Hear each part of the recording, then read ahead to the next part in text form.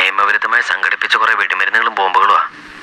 അത് എത്ര അളവിൽ പൊട്ടുന്നോ, എങ്ങനെ പൊട്ടുന്നോ, എന്ത് സംഭവിക്കുന്നോ എനിക്കൊരു നിശ്ചയമില്ല. എന്റെ റീൽസിലൂടെ എല്ലാം ഞാൻ വളരെ വ്യക്തമായിട്ട് എല്ലാ കാര്യങ്ങളും ഷെയർ ചെയ്യുന്ന വ്യക്തിയാണ്. അപ്പോൾ ഒരു തുണി ഊരി കാണിച്ചു കൊടുക്കുക എന്ന് പറയാൻ അതൊരിക്കലും പോസിബിൾ അല്ല. ആ കുട്ടിയെ കാണിച്ചു കൊടുത്തുള്ളത് ഞാൻ എന്റെ യൂട്യൂബ് ചാനലിലൂടെ തന്നെ ഞാൻ പറഞ്ഞ കാര്യമാണ്. അത് സത്യം തന്നെയാണ്, ഞാൻ കാണിച്ചു കൊടുത്തു. കാരണം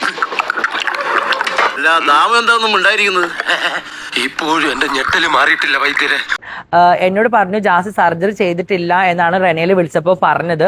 അപ്പോൾ ജാസി എന്ത് സർജറിയാണ് ചെയ്തതെന്നൊക്കെ ചോദിച്ചപ്പോൾ ഞാൻ പറഞ്ഞു നിനക്ക് വിശ്വാസം ഇല്ലെങ്കിൽ ഞാൻ കാണിച്ചു തരാമെന്ന് പറഞ്ഞു. ഞങ്ങൾ വാട്സപ്പിലാണ് സംസാരിച്ചത്, വാട്സപ്പ് കോളാണ് സംസാരിച്ചത്. അപ്പൊ ആ കുട്ടി പറഞ്ഞു ഞങ്ങൾ പുറത്താണ് നിൽക്കുന്നത്.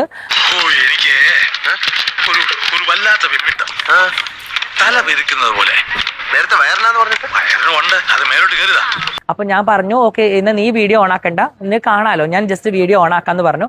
ഞാൻ വീഡിയോ ഓൺ ആക്കിയിട്ട് എന്റെ 2 ബട്ടൺസ് തുറന്നിട്ടാണ് ഞാൻ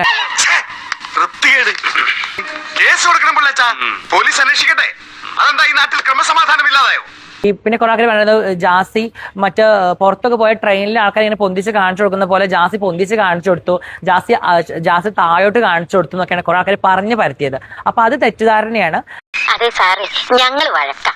തന്നെ മൂച്ചേട്ടെ ഒന്ന് പറഞ്ഞ രണ്ടാമത്തെ തുണി പൊക്കി കാണിക്കും.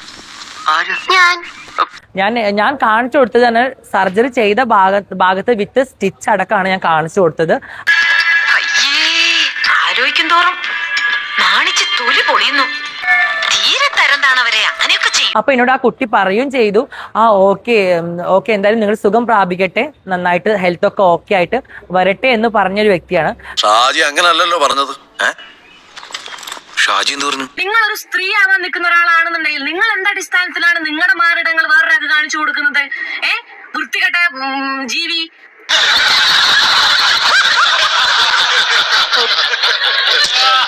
ഒരാണല്ല നീ, ഒരു പെണ്ണുമല്ല നീ, മനസ്സിലായില്ലേ? ഒരു നട്ടലില്ലാത്ത നായിയാണ് നീ. എന്തിനെ സാർ അതൊന്ന് പറയണത് കേൾക്കാനുള്ള കൊതി കൊണ്ടാ. തുറന്ന് ഞാൻ കാണിച്ചു കൊടുത്തിട്ടുണ്ട്. ഉസിറും പുളിയില്ലാത്തോനെ. അല്ല പിന്നെ ഓന്റെ സിലിക്കോൺ കണ്ടിട്ടുണ്ട് എനക്കിട ഉണ്ടാവാൻ. നമ്മളിങ്ങനെ പിണങ്ങിയിരുന്നിട്ട് യാതൊരു കാര്യമില്ല. ഞാൻ എന്തെങ്കിലും കടുത്ത് പറഞ്ഞിട്ടുണ്ടെങ്കിൽ ക്ഷമിക്കും. മോശം, അവർക്കോ സംസ്കാരമില്ല, നമ്മളതുപോലെ ആവണോ?